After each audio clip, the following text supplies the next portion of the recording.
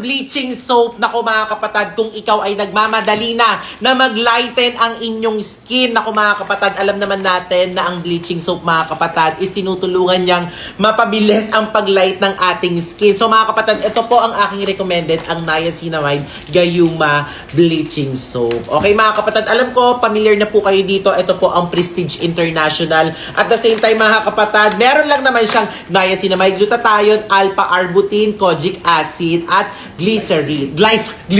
Glycerin mga kapatad. So alam ko familiar na po kayo dito. Marami na rin pong check out nito. Marami na rin napatunayan. Hindi rin po mahapdi sa balat, mabula at the same time mabango. Kasi sa pagkakaalam ko mga kapatad, meron lang naman po itong long-lasting fragrance at the same time 20 times whitening kumpara po doon sa sabon na pinapakita ko rin sa inyo na niacinamide soap. So yun kasi 10 times whitening. Ito kasi 20 times whitening kasi nga po, meron lang naman siyang bleaching soap. Ay dahil nga po, bleaching soap siya. So ayun mga kapatid ha, ito ipapakita ko sa inyo. Uy. Ang bango! May iba. So ayun mga kapatid, mag-iingat po kayo sa mga peking lumalabas nito. So ito po mga kapatid, hindi po siya matigas. Ayan ha, hindi po ito matigas kagaya ng mga peking sabon. Kaya kung gusto nyo rin ng ganito mga kapatid at naghahanap po kayo ng bleaching soap, ilalagay ko dyan sa yellow basket, i-check out nyo na.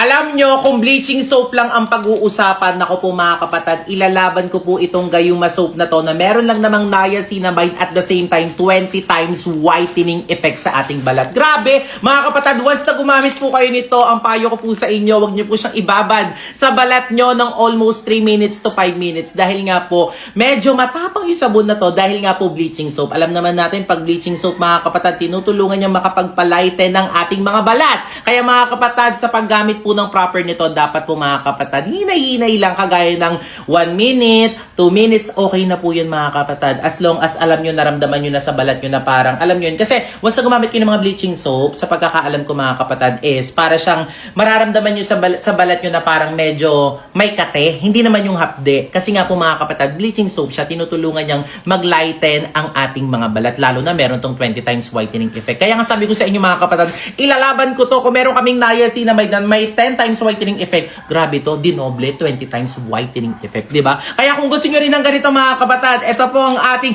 niacinamide bleaching soap. Ayan ha, sa murang halaga lang, ilalagay ko dyan sa yellow basket, i-check out nyo na.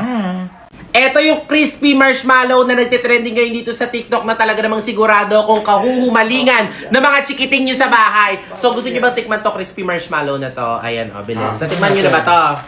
Tikman nyo kung gaano siya kasarap. Ito siya mga kapatid. Ang sarap. Hindi ka tatakbo, ba't ka tumakbo? Sobrang sarap niya. Hindi, walang camera. Ang sarap. Hindi siya yung ordinaryong marshmallow. Pansin nyo, di ba, karamihan sa mga marshmallow is para siyang malalambot. Kaya sa tinawag na crispy marshmallow, kasi nga, crispy siya pag tinain mo. At the same time, yung lasa niya, hindi nyo napansin, para siyang maasim-asim. Asim, candy yung ano niya, yung coating niya, kaya siya naging crispy. Ang sarap. Kaya di ba ito ipang chubby ba? Hindi na to. Pwede, ginawa na. Crispy siya. Kaya? Ang sakit niyan dito. Yung chubby ba yung ganito, yung ginagawa? Oo, pinagsabi mo lang ako dati. Sarap. Dami. Ang daming laman sa murang halaga lang. Naku mga kapatid, worth it to. May strawberry, may blueberry, tsaka lemon siya na flavor. Kaya kung gusto nyo rin ng ganito mga kapatid, ilalagay ko niya sa yellow basket, i-check out nyo na. The day the music died and they were singing bye bye Miss American Pie. Drove my Chevy to the levee, but the levee was dry. And them good old boys were drinking whiskey and rye.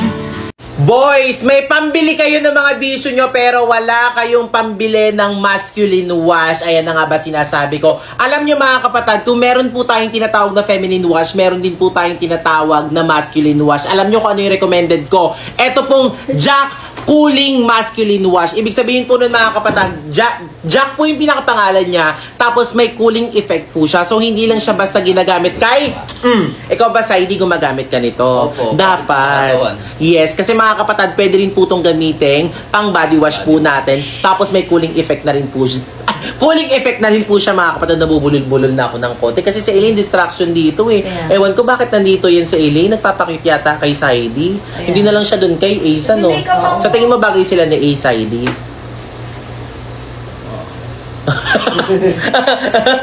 Wala siyang sagot. Huwag niyo turuan. So, ayun mga kapatid. Eto ha, kaya kung gusto niyo rin ng ganito mga kapatid, mabula, mabango, hindi mahapdi sa balat, okay? Kaya mararanasan mo talagang, uy, ang linis-linis talaga ng katawan ko. Kasi nga, meron siyang cooling effect. It's tamang-tama, magsa-summer ngayon. Kaya kung gusto niyo rin ng ganito mga kapatid, ilalagay ko po dyan sa yellow basket. Nako, wag na kayo magpatumpik-tumpik pa. I-check out nyo na yan. Pagka nag-holding hands silang dalawa, ibig sabihin nun, bati na sila. Magbibilang tayo! Magbibilang tayo in 3, 2, 1. Pag nag-holding hands, bati na yung dalawa na yan. Already? In 3, 2, 1!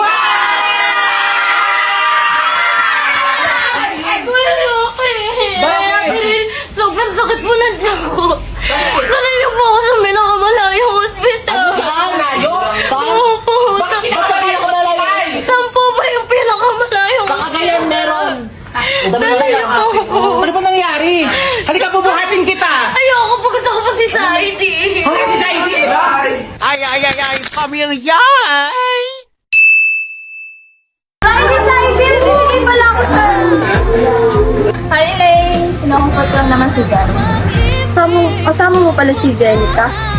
Ano ba, Elaine? Pwede ba tigilan mo na ako? Ang kulit-kulit mo naman.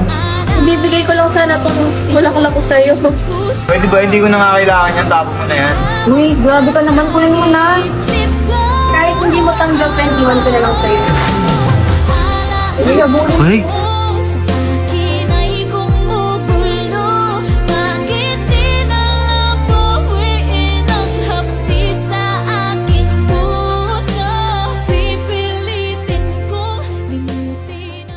Ella, ang dami nagtatanong dito, nag-audition ka daw ba sa Manix Family or sa Familyay? Oo, nag-audition ako. Sa Manix, di ba? So, parehas lang naman kami ng management. Under pa rin kami ng management. So, tinatanong nila kasi kung nag-audition ka. So, linawin mo lang kung nag-audition ka ba talaga or hindi. Oo, nag-audition ako. Bakit ka nag-audition? Natural, gagawa ako ng paraan para makasama ko si Zaidi. Ay, Tsaka sinadya ko talaga yun na mag-audition.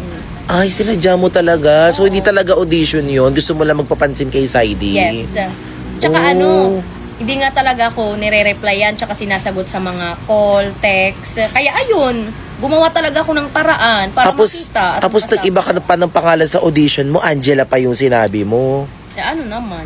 Hulo, grabe ko. Para lang pagpapapansin kay kay Saidi. Oo, ang importante, kasama ko na siya. Eh, nung hindi ka napansin, pumunta ka na dito. Oh, yes. Oo. Pero mukha namang mabait ka. Pwede ba maging close tayo? Hindi, no? Hulo, grabe ko naman. Pwede. Bakit naman? Ni Elaine. Ha?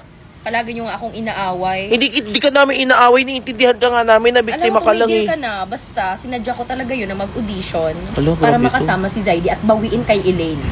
Ay, ang sungit nito. Ate, kanino ko pa kayo hinahala? Kasama niyo si Ella, Dax. Kasi pinaliwanag niya kasi sa amin yung yung oo nga naman, tama nga naman, biktima nga lang naman din kasi siya. Talaga, tama naman talaga ako. Saan ka naging tama? Nangaaway ka nga, di ba? 6 months ka bago nagpakita kay Saidi. Tapos babalik ka dito dahil ba sikat na si Saidi. Kaya Ayun, babalik ka dito. Bakit kaya nga away? Pinaglalaban ko nga si Zaidi dahil sa akin nga siya. Feeling ko naman. Pinaglalaban. O, ayun nga silang dalawa. O, nagsusuya O, tignan mo sila. O, ginugulo mo pa. Ba't kasi hindi ka na lang umuwi dun sa inyo sa Bicol? Hindi pwede, mahal ko si Zaidi. Eh, ayaw na nga sa'yo eh. Tignan mo, sinusuyo. O, tatlong araw na si Elaine umiiyak ng ganyan. Anong sinusuyo? Hindi pwede. Sa akin pa rin si Zaidi, no? Hindi ako papayag. Tsaka kayo naman, kasi bakit? pinagpipilitan mo yung sarili mo, ayaw na nga sa'yo nung tao. Oo Eh kahit na, ako yung nauna. Eh bakit ba kasi inaaway mo si Ella? Eh talaga naman maluloko Hindi si Saidi. ko nga inaaway, nag-explain lang ako. Masaya na si Elaine tapos nakikita mo, nasasaktan yung kapatid mo, Oo kaya nga. mo yun. Oo nga. Naawa si Doka Elaine pero maluloko si Saidi. Hindi niya talaga Eh deserve dapat si si Saidi Saidi. yung inaaway mo. Tumabay ka na dun. O, uwi na ng Bicol si Bahaw. O, yun na. Uwi na. Ayoko nga, mag-isa ka nga lang. Hello? Hindi ako uuwi hanggang hindi ko nakakasama si Zaidi, no? Halo, Robin. Ano ba yan? Hala, ay, nag-walk. Ay, siya pupunta. Hala! Hulo, baka kawan niya sa Elaine. Dito, Zaidi, umuwi na tayo. Halo. Kung umuwi, ikaw na lang umuwi. Halo, sumama ka na. Ay, halo. Halo. Walk out na naman si Elaine. Sumama ka na kasi Saidi. Sumama ka na kasi. Sumama ka na, sinasaktan. Hala, si Elaine tumalon dun. Halo. Ako na lang si Elaine doon. Uy, huwag mo susundan ah. Habulin mo si Saidi. Hala, habulin niya din! Hala, Ila, huwag mo nang habulin. Masaya na sila. Hala, doon din siya dumaan. Pinahihirapan nila talaga yung sarili nila. Ano? Yun. Ate, ba't ba kinakapihan nyo yun? Hindi ko naman kinakapen, pero kasi may point kasi siya. Biktima nga lang din siya. Sa tingin mo may point? May point siya. Kailangan talaga niyang kunin si Saidi kasi maluloko. So ikaw, may point siya? Medyo lang. Sa tingin mo, Kenji, may point siya? Point naman kaso pointless. Ayun lang, pointless lang talaga. Naku, hayaan na nga natin sila. Tara.